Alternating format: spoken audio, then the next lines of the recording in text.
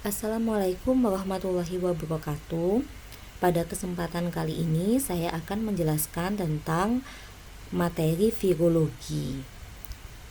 Cabang-cabang dari ilmu biologi itu salah satunya adalah virologi. Virologi itu tersusun atas dua suku kata. Yang pertama adalah viru yang artinya virus, yang kedua logos yang artinya ilmu. Jadi virologi adalah ilmu yang mempelajari tentang segala sesuatu yang berhubungan tentang virus ya. Jadi yang akan kita bahas di sini adalah tentang sejarah penemuan virus, kemudian macam-macam virus, kemudian struktur virus, kemudian efeknya virus terhadap manusia. Itu bagaimana kita akan bahas di kuliah virologi ini.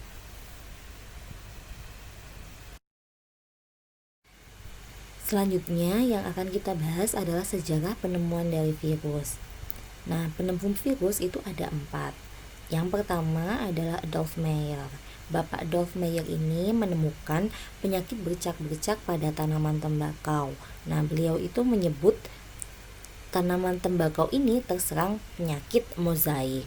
Nah, kemudian peneliti selanjutnya yaitu Bapak Dmitri Ivanovsky itu menemukan bahwa penyebab penyakit pada tanaman tembakau itu ketika diekstrak dan disaring dengan saringan kecil, maka patogennya itu dapat lolos sehingga dapat disimpulkan bahwa bakteri tersebut memiliki ukuran yang sangat kecil sekali.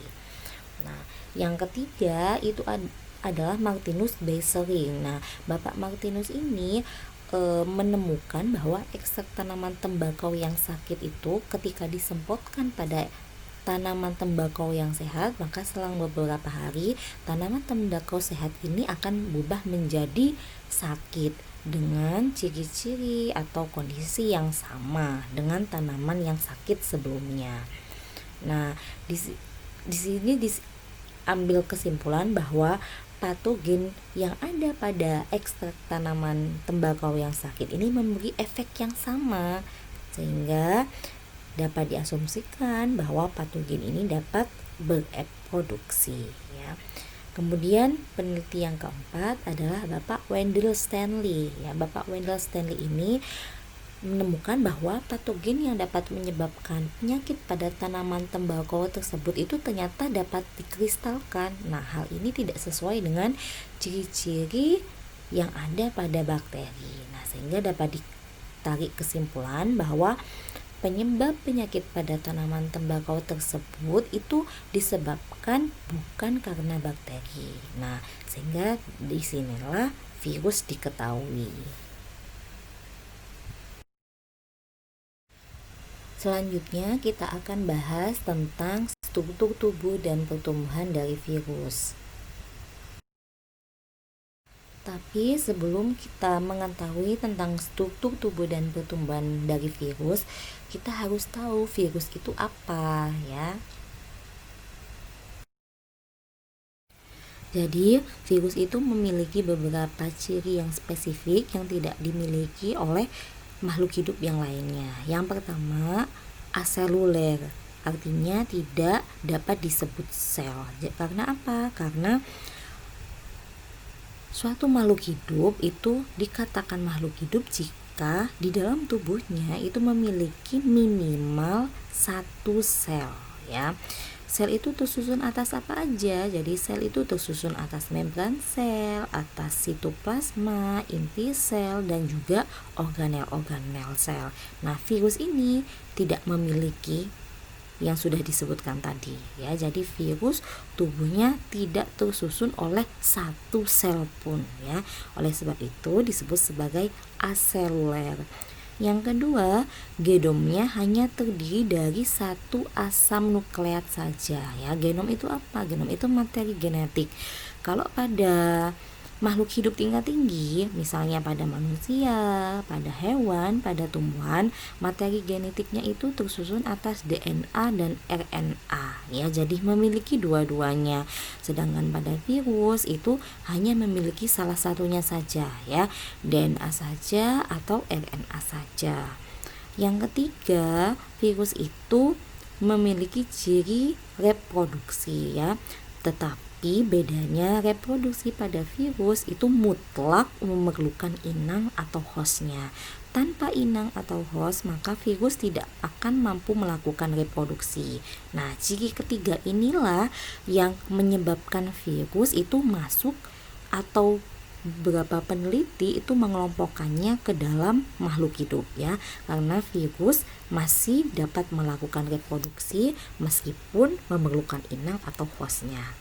Yang keempat adalah parasit obligat ya, sudah saya sebutkan tadi bahwa virus itu mutlak membutuhkan inang atau hostnya ya.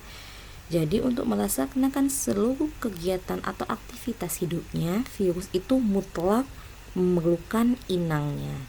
Di luar tubuh inang, maka virus itu seperti benda mati ya, tidak bisa melakukan fungsi kehidupan. Virus ini berasal dari bahasa Latin venom yang berarti itu racun ya. Kenapa kok disebut sebagai seperti itu? Karena virus itu untuk hidup mutlak memerlukan host. Artinya dia adalah parasit obligat ya, sehingga dia sifatnya itu adalah patogen ya, dapat menyebabkan penyakit. Selanjutnya adalah virus ini dapat dikristalkan jika berada di luar tubuh host. Nah, inilah alasannya kenapa para ilmuwan mengkategorikan virus itu bukan makhluk hidup ya, karena jika berada di luar tubuh makhluk hidup atau jika berada di luar tubuh hostnya, maka virus ini dapat dikristalkan seperti benda mati.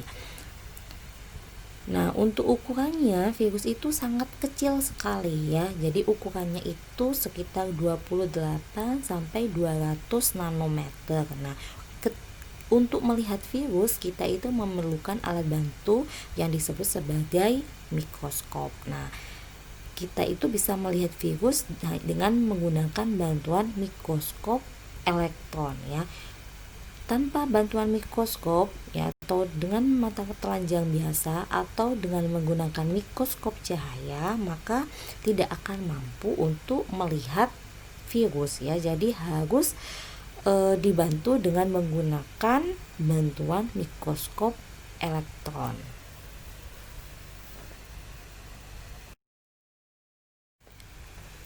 Selanjutnya adalah hal-hal yang membedakan virus dengan mikroorganisme lainnya. Sudah saya jelaskan tadi ya, bahwa virus itu memiliki ukuran yang paling kecil dibandingkan dengan ukuran makhluk hidup yang lainnya. Jadi ukurannya itu nanometer, sehingga untuk melihatnya harus dengan bantuan mikroskop elektron ya. Yang kedua adalah genomnya atau materi genetiknya. Jadi hanya memiliki satu macam asam nukleat saja ya, DNA atau RNA saja, tidak bisa dua-duanya. Yang ketiga, tidak memiliki aktivitas metabolisme di luar host, sehingga sifatnya itu adalah parasit obligat.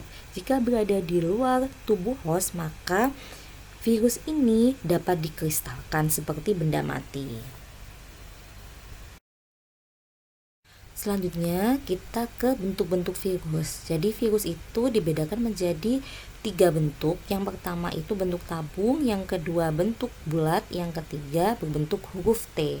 Nah, yang berbentuk tabung itu bentuknya seperti pipa lurus biasa ya. Contohnya apa? Contohnya adalah TMV.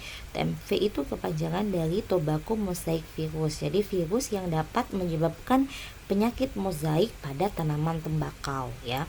Yang kedua itu adalah bentuk yang memiliki bentuk bulat ya. Di sini ada adenovirus sama ada influenza virus ya.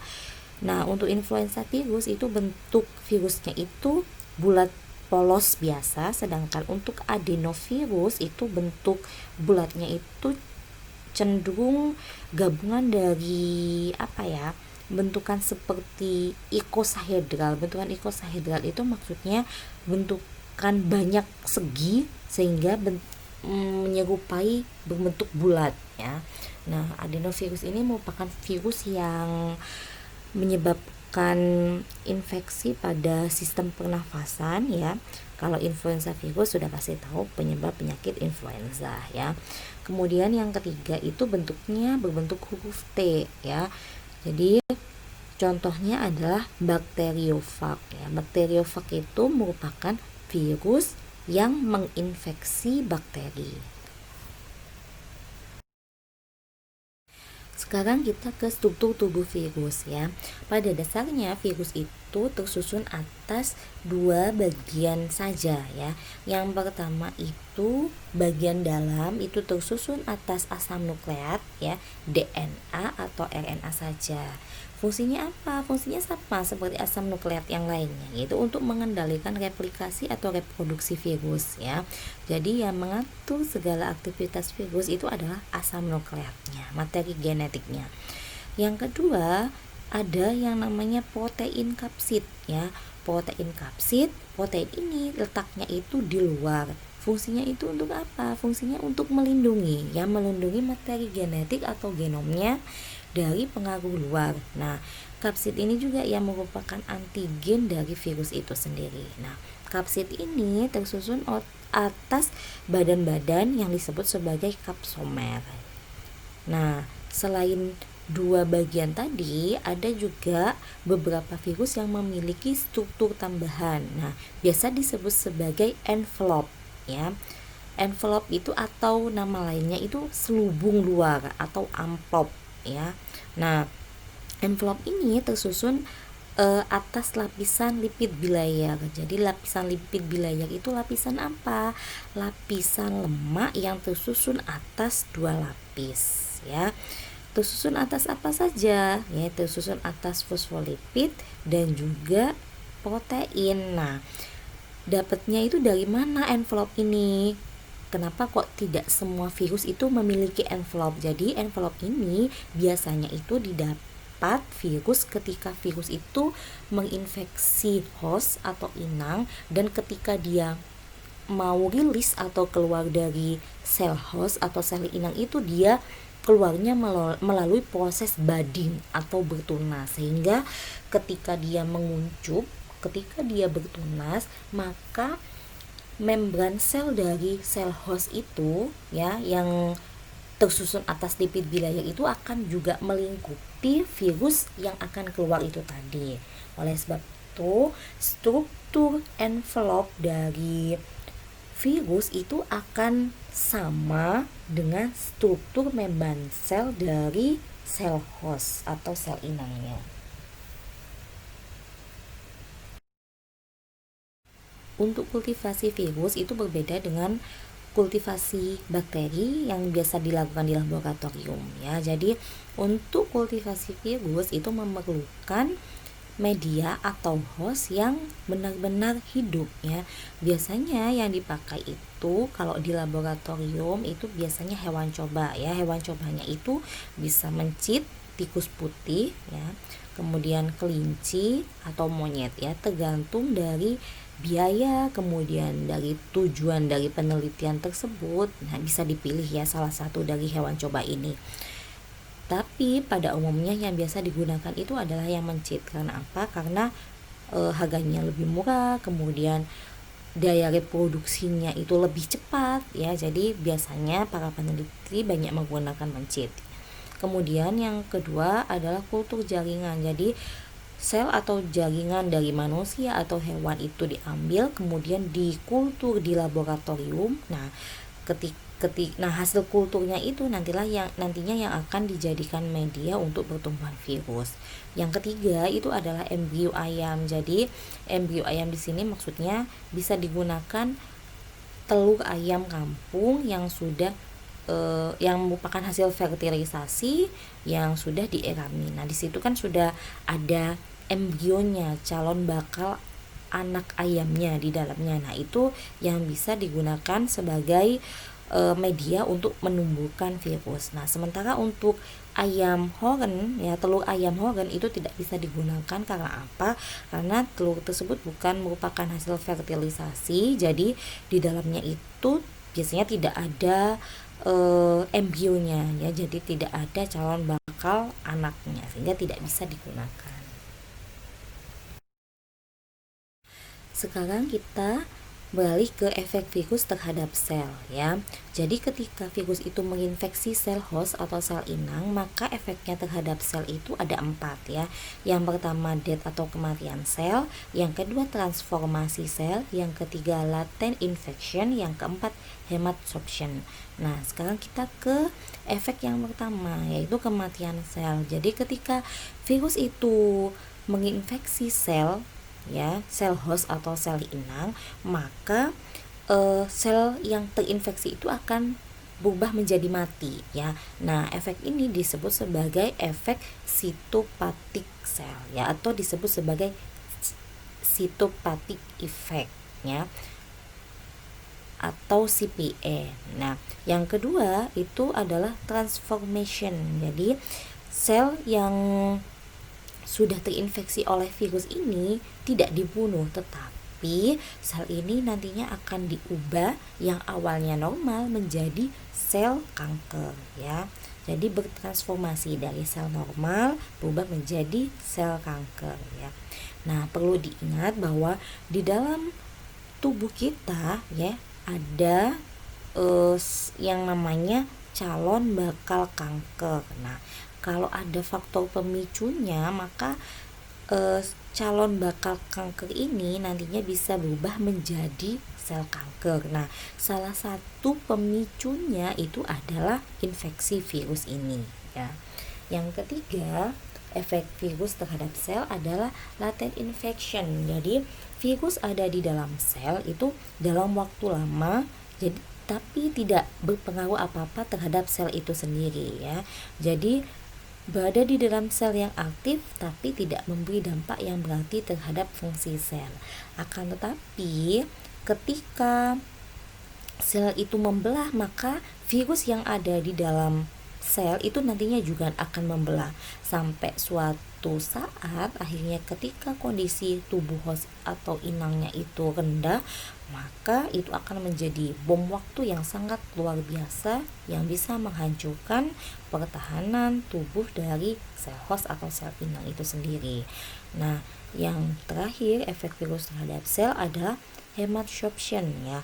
Maksudnya itu apa? Jadi virus itu dapat menyebabkan adesi antar eritrosit. Jadi sel darah merah sel host itu mengalami aglutinasi ya, jadi penggumpalan sehingga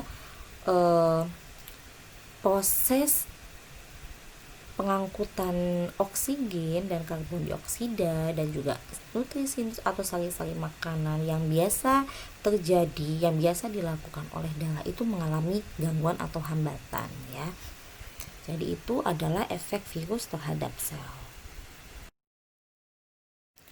Nah, sebenarnya virus itu dia itu sangat rentan sekali ya terhadap agen fisik dan kimia ya. Jadi sebenarnya virus itu bukan sesuatu hal yang perlu atau sangat perlu untuk ditakuti. Karena apa? Karena virus itu ternyata bisa ditekan atau dibunuh ya dengan menggunakan beberapa cara ini. Jadi diberi pemanasan ya dengan menggunakan suhu 56 derajat Celcius selama 30 menit atau 100 derajat Celcius selama beberapa detik ya. Selain panas juga dibekukan ya dengan suhu yang sangat minim sekali ya. Kemudian dilakukan pengeringan ya, atau diberi radiasi ultraviolet ya, atau dengan menggunakan agen kimia dengan menggunakan kloroform dan ether, agen oksidatif dan reduktif ya, beta propiolakton, kemudian dengan menggunakan virus desinfektan ya. Jadi dengan beberapa agen fisik dan kimiawi ini dapat digunakan untuk menekan pertumbuhan virus. Sekarang kita beralih ke virus dan penyakit yang ditimbulkan ya. Jadi ketika virus masuk ke dalam tubuh ya, itu masuknya itu melalui 3 cara. Yang pertama melalui inhalasi, yaitu melalui sistem pernafasan, jadi tidak sengaja terhirup ya. Yang kedua melalui sistem pencernaan, jadi tidak sengaja termakan, masuk bersama dengan makanan maksudnya. Kemudian yang ketiga itu inokulasi ya, melalui abrasi kulit, jadi melewati membran mukosa. Misalnya transmisi melalui ketika terjadi hubungan seksual atau gigitan vektor. Misalnya apa? Virus yang dibawa oleh nyamuk ya. Contohnya apa? Virus dengue ya. Penyebab demam berdarah. Kemudian kaitan antara virus dan penyakit yang ditimbulkan itu apa? Jadi virus yang dapat menyebabkan infeksi ringan itu biasanya sembuh dengan sendirinya. Jadi contohnya seperti penyakit influenza ya. Nah, itu biasanya sembuh sekitar 7 hari ya, sekitar kurang lebih seminggu tanpa pengobatan ya. Biasanya juga bisa sembuh dengan sendirinya, self limiting disease ya istilahnya. Kemudian yang kedua itu adalah virus itu bermultiplikasi di dalam tubuh tapi tidak menimbulkan gejala. Jadi virusnya itu berada dalam fase dorman ya, seperti yang sudah saya jelaskan tadi ya. Jadi berada dalam fase laten sampai suatu saat ketika sistem pertahanan tubuh host itu rendah, maka dia akan berubah menjadi bom waktu yang bisa menghancurkan sistem pertahanan tubuh host ya. Yang ketiga, virus itu dapat menyebabkan infeksi atau penyakit yang berat. Nah, efeknya itu bahkan bisa menyebabkan kematian. Reproduksi virus. Beberapa ilmuwan itu menggolongkan virus itu masuk dalam kategori makhluk hidup karena virus itu memiliki ciri bereproduksi. Meskipun untuk bereproduksi, virus ini memerlukan makhluk hidup lain, inang atau hostnya untuk dapat melakukan reproduksi ini ya. Nah, untuk reproduksi virus itu dibedakan menjadi 2 macam. Yang pertama itu litik, yang kedua lisogenik. Sekarang kita akan bahas yang litik terlebih dahulu. Di gambar sebelah kanan, untuk sel yang berbentuk bulat ya, berbentuk oval ini merupakan sel bakteri ya. Sedangkan sel kecil yang menempel ini merupakan virus ya. Jadi siklus litik itu dimulai ketika terjadi penempelan virus kepada sel bakteri.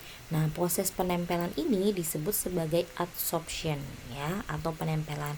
Nah, ketika melakukan adsorpsi harus ada kondisi-kondisi spesifik agar si virus ini bisa menempel pada bakteri. Apa saja? Jadi ada reseptor yang spesifik ya. Jadi reseptor pada virus itu harus spesifik dengan reseptor pada permukaan bakteri. Kalau tidak sesuai, maka tidak akan terjadi proses penempelan ya.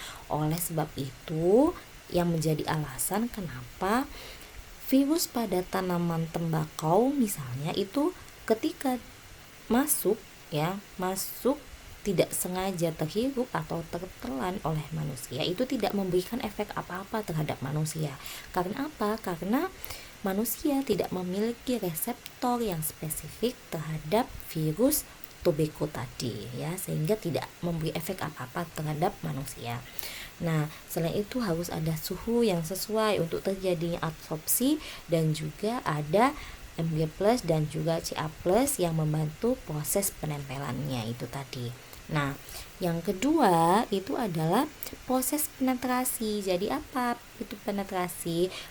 Penetrasi terjadi ketika si virus ini melepaskan materi genetiknya ke dalam sel bakteri ya. Jadi yang dilepaskan itu materi genetiknya dari si virus itu tadi ya. Sedangkan selubung protein atau kapsidnya itu tetap berada di luar ya. Nah, setelah si materi genetik virus itu masuk, maka si materi genetik virus tadi itu akan mengontrol setiap proses sintesis yang terjadi di dalam tubuh bakteri itu tadi ya. Jadi di situ terjadi transkripsi, terjadi sintesis, terjadi replikasi ya. Untuk membentuk apa? Untuk membentuk materi genetik si virus, untuk membentuk kapsidnya si virus ya, sehingga di dalam tubuh bakteri virusnya itu akan semakin diperbanyak. Ketika tadi masuk jumlah materi genetik yang disuntikan hanya satu, nah pada saat proses sintesis ini ya akan berubah menjadi banyak calon bakal virus ya. Nah, setelah proses sintesis ini selesai, maka selanjutnya adalah proses perakitan ya atau assembly ya. Jadi pada saat proses perakitan ini akan disusun virus-virus baru. Jadi kapsidnya itu akan diberi materi-materi genetik ya, sehingga di sini dihasilkan banyak macam banyak sekali jumlah virus ya dengan jenis yang sama. Nah, selanjutnya itu adalah proses terakhir yaitu rilis ya. Rilis itu apa? Rilis itu proses keluarnya virus. Nah, keluarnya virus dari dalam bakteri itu terjadi dengan cara penghancuran dinding sel bakteri yang dibantu oleh enzim yang namanya lisosim ya. Jadi ketika dinding si bakteri itu dihancurkan, maka virus ini akan dapat keluar dari dalam bakteri ya, sehingga proses ini disebut sebagai proses litik ya, karena keluarnya virus itu memecahkan ya atau melisiskan dinding sel bakteri ya. Itu adalah alasan kenapa fase ini disebut sebagai siklus litik ya. Pada proses ini yang digunakan sebagai contoh adalah bakteriofag. Artinya apa? Virus yang dapat menginfeksi bakteri. Nah, untuk bakteriofag ini dibedakan menjadi 3 bagian ya. Jadi ada bagian kepala, ada bagian leher, dan ada bagian ekornya ya. Bagian kepala ini tersusun atas kapsid ya, protein-protein kapsid. Di dalamnya itu ada materi genetik berupa DNA ya. Kemudian di sini ada lehernya, kemudian ada ekornya. Ekornya itu tersusun atas selubung ya, selubung ekor. Kemudian ada papan dasar di sebelah sini, dan ini ada serabut-serabut ekor ya. Jadi ketika proses adsorpsi, maka yang menempel itu adalah bagian papan dasar dan serabut-serabut ekor ini. Jadi fungsinya untuk menempel dan untuk melekatkan ya, untuk melekat pada permukaan dinding bakteri itu tadi. Selanjutnya adalah siklus lisogenik. Sebenarnya siklus lisogenik itu hampir sama dengan siklus litik ya. Bedanya setelah virus itu menempel atau melakukan adsorpsi pada bakteri dan materi genetik virus diinjeksikan ke dalam tubuh sel bakteri, maka di situ terjadi penggabungan antara asam nukleat bakteri dan asam nukleat virus. Nah, penggabungan asam nukleat bakteri dengan asam nukleat virus ini disebut sebagai profag ya. Kemudian ketika sel bakteri ini membelah ya, dari satu sel bakteri membelah menjadi 2 sel bakteri, maka profag ini juga akan membelah ya. Jadi dia itu posisinya dorman atau laten di dalam sel bakteri, tidak memberikan efek apa-apa, sehingga biasanya dalam kondisi seperti ini sel bakteri itu tidak akan sadar kalau tubuhnya itu sudah terinfeksi ya. Jadi ketika sel itu membelah, sel bakteri itu membelah, maka profagnya itu juga akan membelah ya. Ingat, profag itu merupakan kombinasi antara asam nukleat bakteri yang tertaut dengan asam nukleat virus ya, itu disebut sebagai profag. Nah, sampai suatu saat ketika kondisi sistem imun tubuh host itu rendah, maka siklus lisogenik ini nantinya akan berubah menjadi siklus litik ya. Jadi terjadi proses transkripsi, sintesis protein ya. Jadi profagnya itu nantinya akan lepas, si asam nukleat virus itu akan mengontrol proses transkripsi dan sintesis dari asam nukleatnya si bakteri ya, sehingga dihasilkanlah protein struktural untuk struktur virus. Jadi untuk membentuk kapsid virus, kemudian dihasilkan juga protein fungsional untuk menghasilkan enzim yang membantu proses nanti si virus ini untuk keluar dari tubuh host ya. Nah, setelah proses transkripsi dan sintesis selesai, maka dilanjut dengan proses perakitan ya atau assembly. Jadi kapsidnya itu akan dirakit, diisi dengan materi genetiknya itu tadi ya. Nah, kemudian selanjutnya itu adalah proses rilis ya, keluarnya virus dari sel bakteri ya dengan cara apa? Penghancuran dinding sel dengan dibantu oleh enzim lisosim ya. Sehingga sebenarnya proses lisogenik ini nantinya itu ujung-ujungnya itu adalah akan berubah menjadi proses litik itu tadi ya. Ini adalah perbedaan antara siklus litik dan lisogenik ya. Jadi siklus litik itu pada akhirnya akan menghasilkan virus-virus baru dalam jumlah besar pada akhir masa inkubasinya ya. Jadi virus itu yang awalnya satu ya, masuk ke dalam tubuh bakteri, dia itu akan bereplikasi, transkripsi dan melakukan sintesis di dalam tubuh bakteri sehingga berubah menjadi jumlah virus yang lebih banyak ya. Yang kedua itu sel inangnya pecah atau lisis ya. Karena apa? Karena si dinding bakteri itu dipecah oleh enzim yang namanya enzim lisosim itu tadi ya. Yang ketiga itu virus baru tersebut siap menginfeksi sel inang baru. Jadi prosesnya itu selalu berulang ya, selalu berulang. Nah, sedangkan kalau lisogenik ya disebut sebagai siklus yang avirulen. Karena apa? Karena dia itu tidak menghancurkan dinding sel inang atau sel hostnya. Jadi bila menginfeksi sel akibatnya itu tidak jelas ya sebenarnya fase lisogenik ini. Nah, asam nukleat virus itu dibawa dan direplikasi dalam asam nukleat bakteri disebut sebagai profag. Jadi ketika si bakteri itu membelah maka profag yang ada di dalamnya ya. Profag itu asam nukleat bakteri yang tertaut dengan asam nukleat virus dan itu juga akan ikut membelah ya. Sehingga setiap bakteri baru itu akan membawa satu profag ya. Nah, kemudian virus avirulen ini dapat berubah menjadi tipe virus virulen ya. Jadi fase lisogenik akan berubah menjadi fase litik ya jika ada faktor yang mempengaruhi, misalnya kondisi inang tubuh host itu sangat rendah ya. Nah, sehingga nantinya ketika dia berubah menjadi fase litik maka hasilnya akan seperti tadi, sel akan pecah ya, pecah untuk mengeluarkan sel-sel virus yang baru. Sekarang kita ke macam-macam virus. Jadi berdasarkan materi genetik yang dimilikinya maka virus itu dibedakan menjadi virus DNA dan virus RNA ya, sudah saya jelaskan tadi. Jadi kalau virus DNA itu berarti materi genetiknya tersusun hanya DNA saja. Kalau virus RNA berarti materi genetiknya tersusun hanya RNA saja.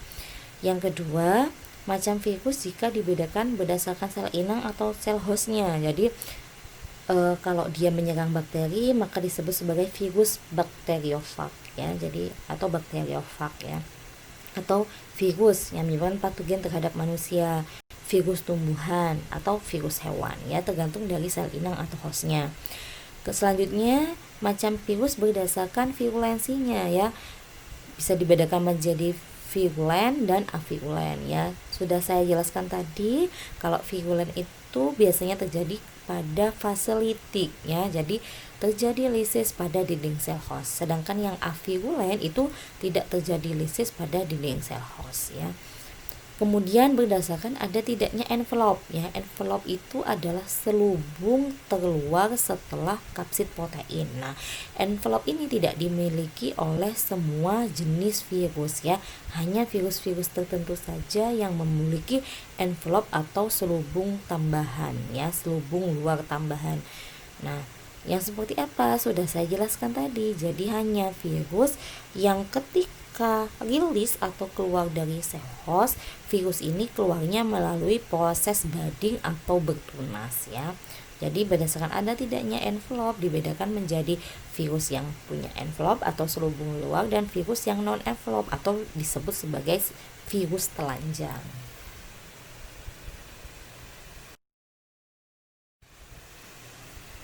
Biasanya yang biasa kita ketahui ya terkait dengan macam-macam virus itu, virus dibedakan berdasarkan materi genetiknya, yaitu virus DNA dan virus RNA.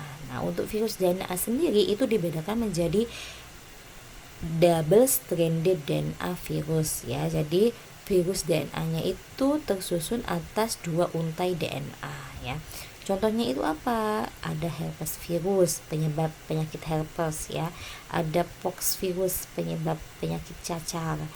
Ada adenovirus yang bisa menyebabkan infeksi usus dan alat pernafasan ya. Kemudian ada hepatinovirus yang bisa menyebabkan hepatitis B. Kemudian ada virus single stranded DNA. Jadi virus yang memiliki DNA yang sifatnya single stranded. Jadi DNA-nya itu hanya satu untai saja ya. Jadi di situ ada yang namanya parvovirus ya. Parvovirus itu adalah virus yang dapat menginfeksi sel darah merah manusia. Nah, untuk yang virus RNA itu dibedakan menjadi 3 macam ya.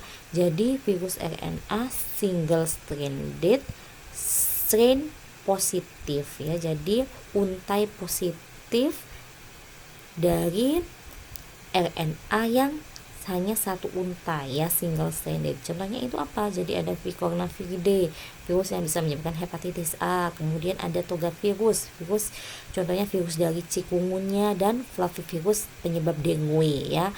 Kemudian ada coronavirus yang bisa menyebabkan infeksi penyakit corona dan SARS atau semacamnya ya. Kemudian ada single stranded RNA strain negatif, yaitu virus dengan materi genetik RNA yang single stranded tapi sense-nya negatif ya, untainya negatif. Di situ ada Paramyxoviridae ya. Jadi ada virus yang bisa menyebabkan MMR ya, mumps, measles sama rubella ya. Gondongan, kemudian campak sama campak Jerman. Rubella itu campak Jerman. Kemudian ada Otomyxoviridae, jadi virus yang dapat menyebabkan flu ya. Yang selanjutnya adalah Rhabdoviridae, ya, virus yang bisa menyebabkan rabies ya. Rabies ini biasanya virus yang ditemukan pada hewan kemudian menginfeksi pada manusia ya.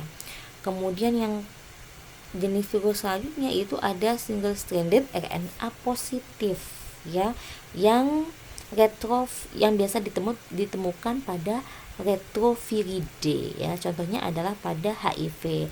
Nanti pada pembahasan selanjutnya kita akan tahu terkait dengan kekhasan dari virus HIV ini tadi ya. Kenapa dia kok disebut sebagai retrovirus ya. Nah, untuk replikasi virus itu juga tergantung dari materi genetik yang dimiliki oleh virus itu tadi ya. Jadi ini adalah bagian proses replikasi virus berdasarkan jenis-jenis materi genetik yang dimilikinya. Nah, untuk pembahasan lebih lengkapnya terkait dengan replikasi virus ini akan kita bahas di pertemuan selanjutnya ya. Jadi ini hanya gambaran umum saja. Jadi masing-masing virus dengan materi genetik yang berbeda itu akan memiliki proses replikasi yang berbeda pula ya. Sekarang kita memasuki slide terakhir terkait dengan peranan virus ya. Jadi virus itu ada yang sifatnya menguntungkan ya, ada juga yang sifatnya merugikan ya. Menguntungkan di sini artinya ketika virus itu dibuat menjadi vaksin ya. Nah, biasanya yang dijadikan vaksin itu adalah virus yang sudah dimatikan atau yang sudah dilemahkan. Jadi sengaja dimasukkan ke dalam tubuh manusia. Gunanya untuk apa? Untuk apa ya? Untuk meningkatkan respon terhadap virus yang masukan itu tadi, sehingga terbentuklah antibodi yang dapat digunakan sebagai pertahanan jika nantinya ada infeksi virus berulang yang sesungguhnya. Nah, sedangkan yang kedua itu adalah dia merugikan ya. Jadi virus ini termasuk patogen karena apa? Karena virus itu dapat menyebabkan penyakit ya terhadap manusia, terhadap hewan, terhadap tumbuhan ya. Dia bisa menyebabkan, bahkan terhadap bakteri pun dia bisa menyebabkan penyakit ya. Demikian untuk proses untuk kuliah untuk hari ini ya. Sampai jumpa di pertemuan selanjutnya. Mungkin ada yang ditanyakan, silahkan. Wassalamualaikum warahmatullahi wabarakatuh.